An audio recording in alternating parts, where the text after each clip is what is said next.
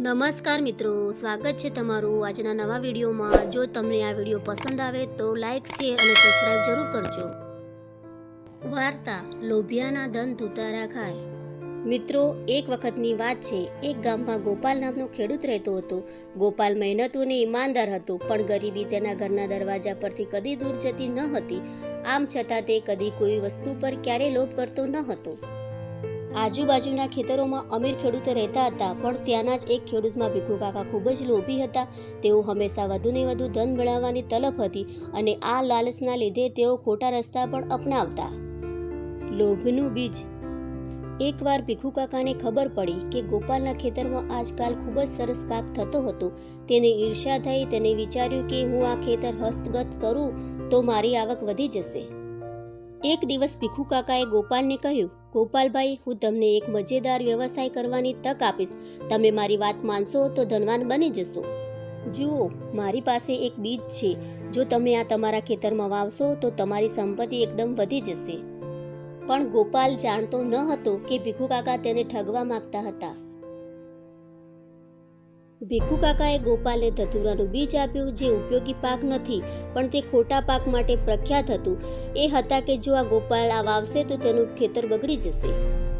ગોપાલ લોભમાં આવી ગયો। તેને ખ્યાલ ન રહ્યો કે અજાણ્યા વ્યક્તિ પર વિશ્વાસ કરવાનો અર્થ શું થઈ શકે। તેણે બીજા પાકને બદલે એ બીજ વાવી દીધું। વિનાશની શરૂઆત। થોડા મહિના પછી ગોપાલે જોયું કે તેના ખેતરમાં ધતુરાના ઝાડ જ વધી રહ્યા છે। કોઈ અનાજ કે અન્ય પાક નહોતો થયો। હવે તેને સમજમાં આવ્યું કે તે લોભમાં આવી ગયો, પણ હવે તે શું કરે, ભયમાં મુકાયો। બીજા ખેડૂતો તેની પર હસવા લાગ્યા। ભીખુ કાકા પણ તેના પર ખીખી હસવા લાગ્યા। હવે શી કામગીરી ગોપાલભાઈ? ગોપાલ ખૂબ દુઃખી થઈ ગયો। તે સમજ્યો કે લાલચ ઘણી વાર આપણું નુકસાન કરી શકે। પસ્તાવો અને નવી શીખ। જેમ જેમ દિવસો પસાર થયા, ગોપાલ શીખ મેળવી કે આજે હું સમજી ગયો કે લોભ કરવાનો કોઈ ફાયદો નથી, પણ નુકસાન થાય છે। હવે હું હંમેશા મહેનત અને સાચા રસ્તા પર ચાલવાનો સંકલ્પ લઉં છું। તેણે ખેતરમાંથી ધતુરા કાઢી નાખ્યા અને ફરી મહેનત કરી। થોડા વર્ષમાં તે ફરીથી સફળ ખેડૂત બની ગયો।